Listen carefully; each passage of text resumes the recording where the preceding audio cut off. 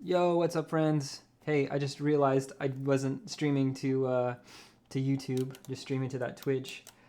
So good to see you. Hey, my name is Nick. Uh, yeah, just so good to see you. I was in my preview talking about some of the things to you, but hey, it's so good to be with you. Just in the midst of everything happening with COVID-19, and I work for a nonprofit, and some of you out there live in nonprofit world or are interested in streaming. Um, yeah, I just want to kind of give you some best practices, best tips, some of those things. So I would love to chat with you. Drop me a comment. Hey, what's up? So good to see you. Yo.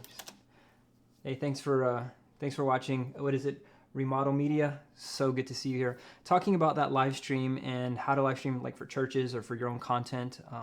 And the first thing I would recommend is pre-recording that content, putting it on YouTube, and hitting the Premiere. There's like this Premiere feature. The reason the Premiere feature is so good is because you can have a chat associated with it, and because you have that chat associated with it, then you can point people to that and get a conversation going. So that's really cool. This is actually live, so if you're wondering, this is not pre-recorded. So if you do chat with me either on Twitch or on YouTube, I'm going to give you a shout out and say what's up to you. Just a heads up. But that's a good way to have that simulated stream or that simulated preview, get people on the same page. The second thing that I would suggest is Church Online platform for churches and nonprofits. The reason that this is so good is because it's really easy to use. It's free, which is fantastic. It's just an amazing piece of technology. And that you're still able to take your YouTube videos to put them into the Church Online platform. And from here on out, I'll refer to that as the CHOP platform. It's just a small abbreviation. But the CHOP platform then will take that video and then do that live stream for you. It is such an amazing piece of technology. I really like that. And that will cover your bases as far as live streaming. So yeah, that's probably my first thing that I would say is YouTube and CHOP together with the Premiere and with those sim lives are so good. Second thing is your phone. Your phone is always a great option to do those live streams. I think that's just fantastic because you can do live streams, to pretty much anywhere. Totally. I remember I have been keeping up. So Sean Cannell and Benji, two amazing guys who did video influencers. And so Remodeled Media and we met. It was in Orange. It was at a small like little church down the street from this place where you can get some really good burgers. So yeah, absolutely. And I believe Remodeled Media, if I'm correct, I think your kids started doing something. Is that right? They started doing their own channel, if I remember correctly. Sorry. Had ADD right there. But yeah, let me know. And if you guys want some more tips and tricks on how to build influence and income and all those things with that, you can check out Video Influencers. I'm going to leave a link to their YouTube because it's such amazing, fantastic stuff. Let me just grab that real quick for you so you guys can have that. And I'll throw that in the chat right there. Boom, Video Influencers. Go give them a chat. Also Twitch, if you're watching on Twitch, I'm going to drop that in yours as well so you can see some of that. Yeah, so those would be my yeah, your son started his first YouTube. That is so cool. My son's been asking me about streaming as well, and me and my son stream on Twitch. I can drop the link to my Twitch. Yeah, it's twitch.tv. There we go. So that's my Twitch if you want to check it out with my son. The second thing I said is the phone. The phone is super fantastic because you're able to just do it right there. Yeah, that's been so good to have. Oh, so your channel came first, your son's the second. Oh, so awesome. Your channel was second and your son's was first. That's right. Oh, that is so cool. That is so cool. That is such a committed dad to have your to learn for your kids. That is so amazing. Yeah. So like I said, second one is phone because it's native, and then the third, I love streaming, and you might love this Remodeled Media. Is I use something for my PC, and it's also for the Mac. It's called OBS, but there's an updated version for Windows only. It's called Streamlabs OBS. Streamlabs OBS is amazing because you can do 2 streams or multiple streams at once. So right now, if you check out, I'm on YouTube, I'm also on Twitch, streaming at the same time, and I'm not having to pay for that extra stream. Something like Restream, like those things cost a lot, not a lot, but it costs some money. And what they do is they transcode it to different things. I'm not sure how it's working on my PC, but I just know that it works. So that's really cool in and of itself. And just to walk you through the breakdown of what this stream entails, it entails a PC, which is, you know, the heart of all of this. The nice thing is it does all the encoding, and it splits it up in multiple places. And then the camera I'm using is a GH5 Lumix with a 12-35 lens. And my mic is actually, it's just a Rode boom mic attached to an audio interface, and that's plugged in via USB. And that all gets routed to Streamlabs OBS, and from there, it's really awesome. Like I get to do these streams, and I could do cut in between those streams too as well. So meaning like I could show you my desktop, I could show you if I wanted to, I could show you some different windows on the computer. I could also show you some games. Like me and my son, we play some Nintendo, and we also play you know, like the Nintendo Switch. We have the SNES Classic, the Xbox. Those are really cool too. So it's just a good way to have something that you can shoot out really, really quickly if you needed to. One thing I have been seeing at nighttime, the Twitch streams are off the charts. People, because they're kind of isolated or they're, you know, indoors, trying not to go out. Not a lot of things are open except like drive-through food places. The only thing that you can really do is like either binge watch content or you can stream. And so I think it's just a fantastic option to interact with people, to talk with people, to get people's feedback, and also provide a bit of entertainment and fun. So those are my thoughts around around that live streaming, around, you know, trying to stay connected digitally with people if you don't you know, if you don't normally get to have that option. Cool. One thing I also wanted to hit you guys up with is this idea of story narrative. I wrote a book called Storytelling Heart. It's on Amazon. I'm not trying to pitch this to you, but the reason I like this is because there is a part of this book that talks about like kind of when things go critical. And that always happens in storytelling, and some of the best movies, some of the best you know, novels that we read are filled with tension, and this tension actually is what keeps us engaged. And right now, I think we're living in a really, you know, tense time. A lot of people are, you know, anxious, fearful, that type of thing. And so, like, just looking at the storytelling journey, it's just filled with some amazing things. One time, I was flying abroad to the UK, and I had a really bad sinus infection before I went to get on the flight, and then a couple of days before, like, it wasn't clearing up. I went to the doctor, and the doctor gave me prednisone. I felt great for 2 days, but then I got on the flight, and it was on that flight I was up for about 20 hours with 2 little kids, and I hit a wall and crashed really bad, and my body just started shutting down and sending me like these panic signals. And it was such a bad time that like all I could do is just sit there and literally just having tears streaming down my face because like my body just felt like it needed rest, and it was like shutting things down so bad. It was one of the weirdest things. You know, it was just massive amounts of fatigue, massive amounts of dehydration, and being sick on top of those things. So I definitely learned from that. I wish I would have learned my lesson early on, because a couple of years later was traveling to Israel doing a documentary series, like just short docu stuff, and the same thing happened again. And it's all about, you know, just being prepared, you know, being well rested. But those were parts of my journey that were extremely tense, and so I learned from that and how to cope. I think that's one of the biggest things, is learning how to cope. And the thing that I think a lot of people negate is that a lot of times in story, the tension is tied directly to pain. And it might be the pain of isolation. It might be the pain of not knowing what's coming next.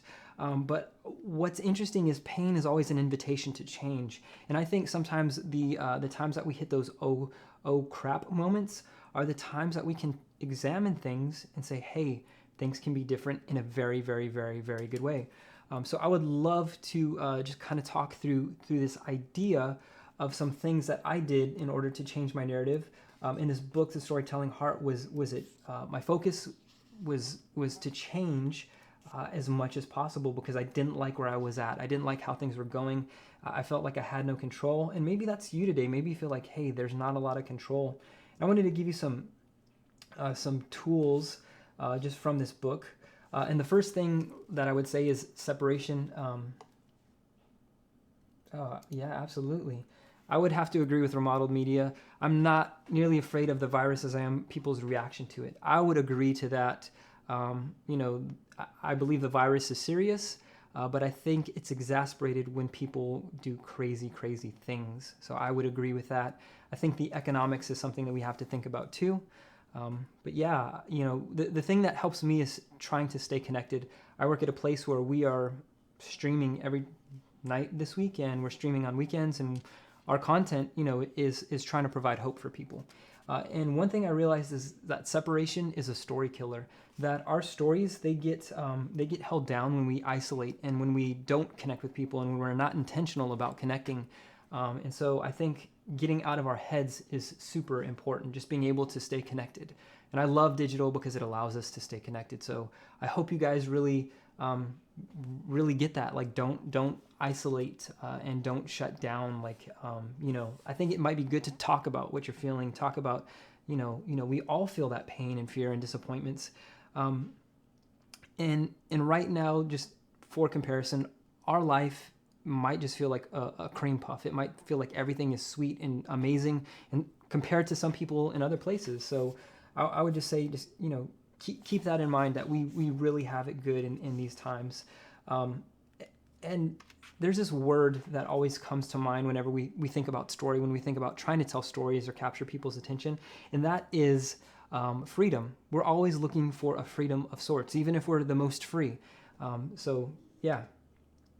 I would say that is really, really important.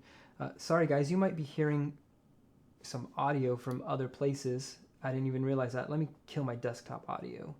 I'm getting some Slack notifications from my work. I just don't want you to hear those things, but totally cool, totally cool.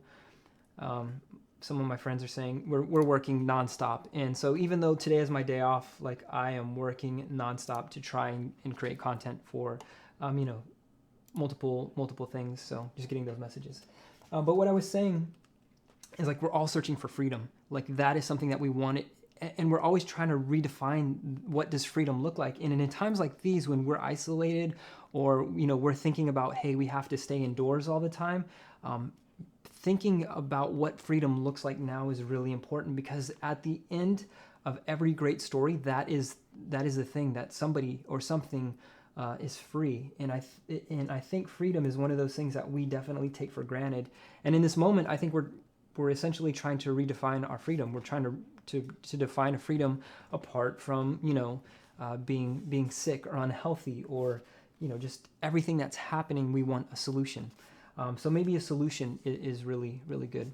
So that's the second thing. The first thing, like I said, is, separation is a story killer. The second thing is we're all looking for a set of freedoms, and those are changing. Those are always changing.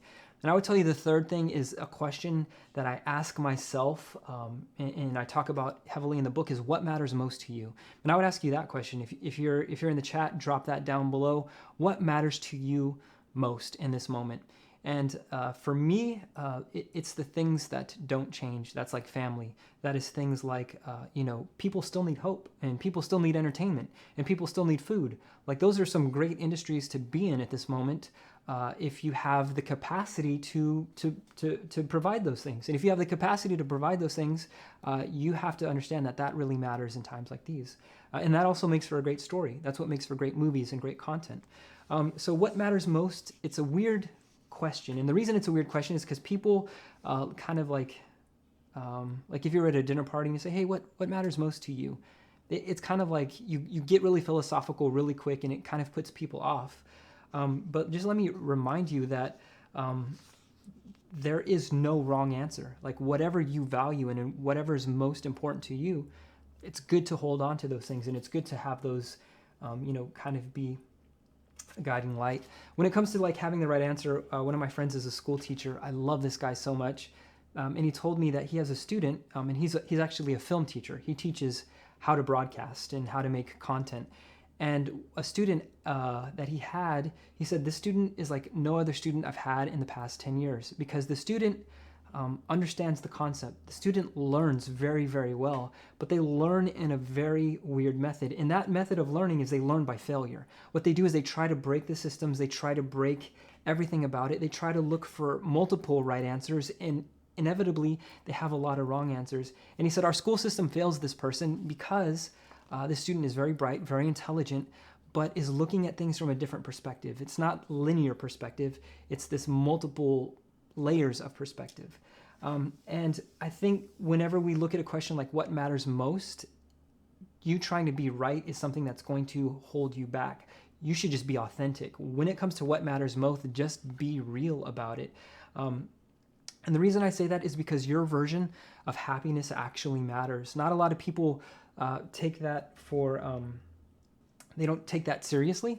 And because they don't take happiness seriously, that was you, Remodeled Media. You were the kid who just loved to break everything and try to fail and try to look for new points. I was the same way. I was told I was a space cadet by my third grade teacher.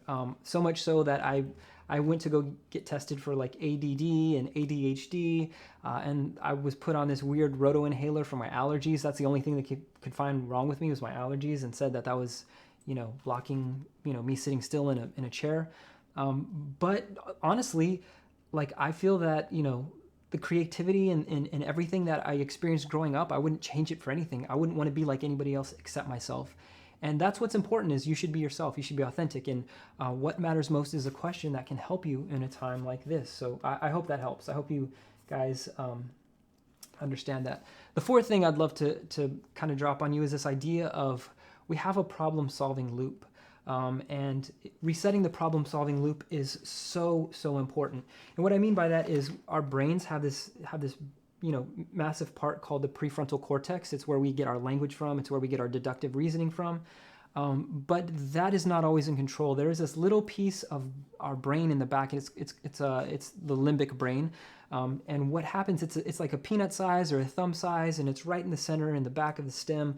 And what this does, it's fight or flight. It also controls our sexual desires. So those couple of things, so just thinking about those things, your prefrontal cortex, your logical brain can get hijacked by that little tiny peanut. Some call it the lizard brain that we have.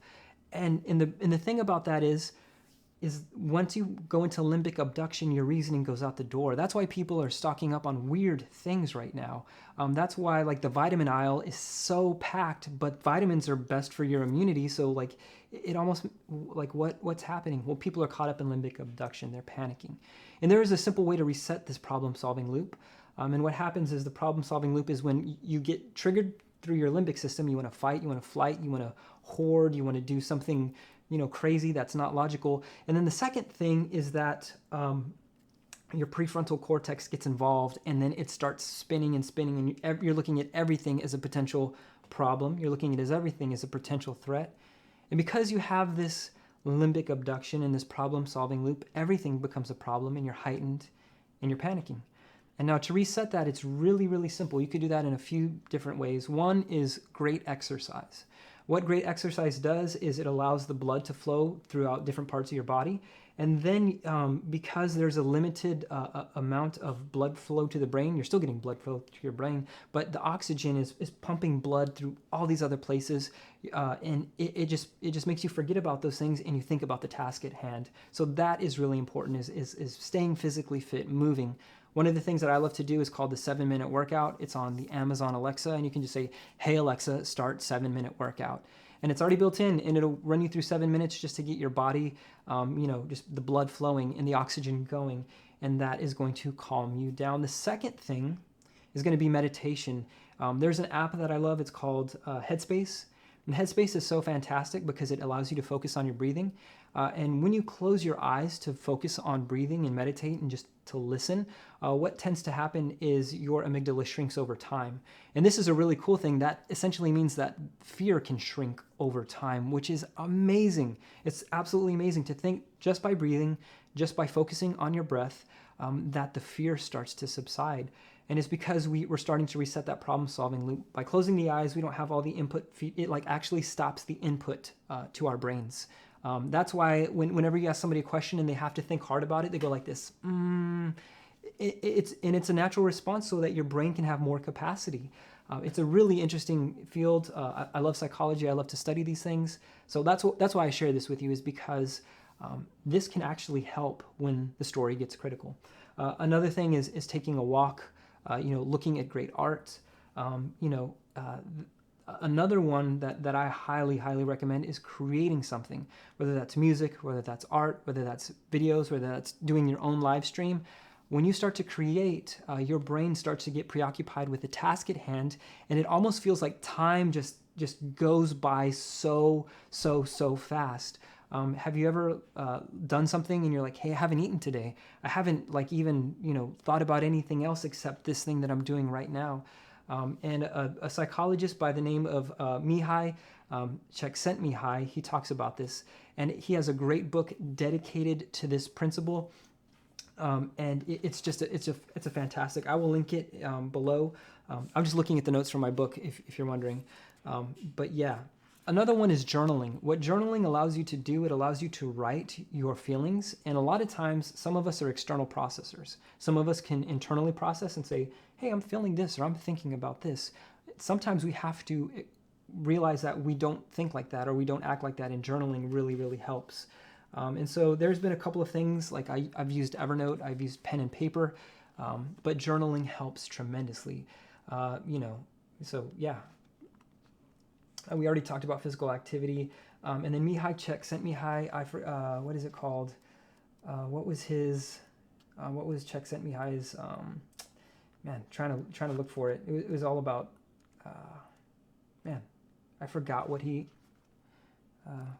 talked about.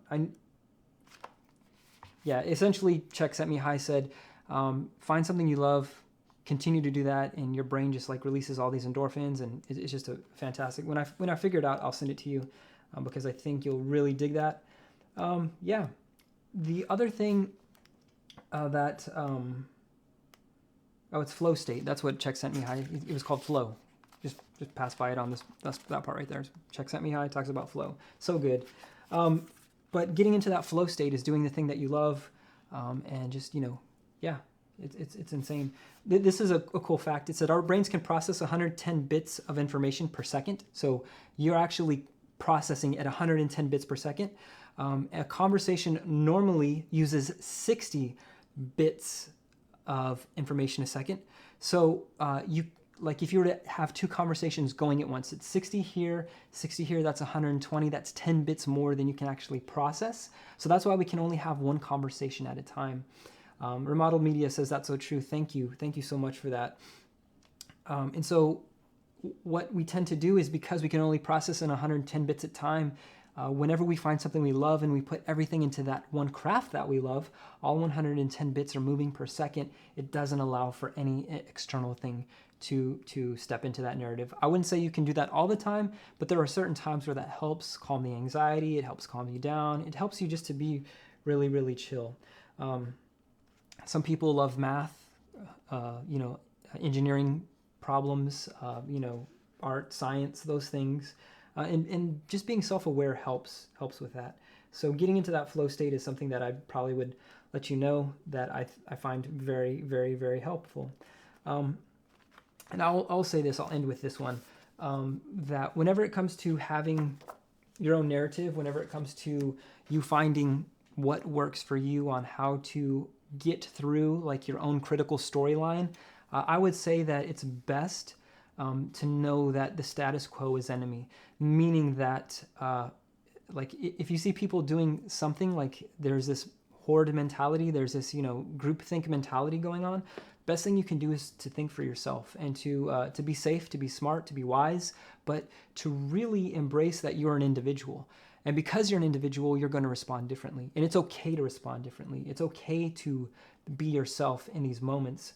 But I hope that you take a look at the things that I laid out in this video, in the stream, just to help you, be better prepared, whether that's in your story, whether that's in your live stream, whether that's in your own personal life. I think those things are very, very important. If you have any questions for me, hit me up in the comments. I would love to answer some of those questions. Just getting a couple more messages. Actually, this is a message I'm going to share with you. It says, how to mix dialogue or voiceovers with music. I'm going to copy that link. My boy, his name's Kelly Carnes. He is a fantastic. He actually worked on some of the albums for a band called As I Lay Dying. He's worked on a lot of hardcore music albums. This is a really cool tutorial that he just sent me right now. And it's, essentially how to mix music and your audio, for music things. It's really, really fantastic. If you're into that thing, if you want to have crisp, crystal clear audio in your videos, I thought I would share that with you because he does some really good stuff. And just because I'm working and talking to you guys at the same time, one of my developers is asking, do you need a new logo?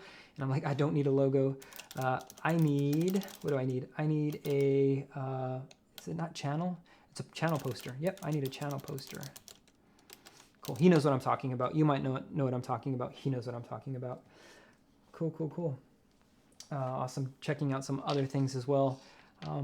And even though I'm trying to rest, trying to be cool, still working today, working from home. Got to get back to the office because we have to, do some live streaming things. But I'll tell you this, the most important thing for me has been to how can I connect? How can I find moments of chill? How can we stop the adrenaline from going 24/7? We essentially built a studio from scratch yesterday and started streaming at night. So if you want to check that out, that's going to be at live.sandalschurch.tv or sandalschurch.tv. If you're interested in any of the stuff, the content that we're working on, how we're staying connected with people, even though there's social distancing and all these other things.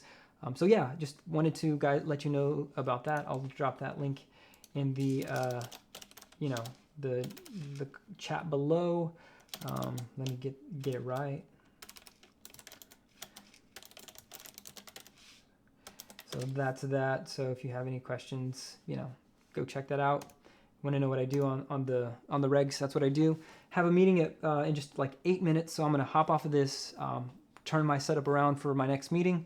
But guys, it was so great to hang out with you today. My hope is that after watching this, that you just feel a little bit more calm, relaxed. You know what to do when it comes to live streaming, if you want to stay connected, those types of things. And then if you want to check out the Storytelling Heart, if you go to nickovaya.com/book, you can get it there for as low as 99 cents. Not trying to sell you anything.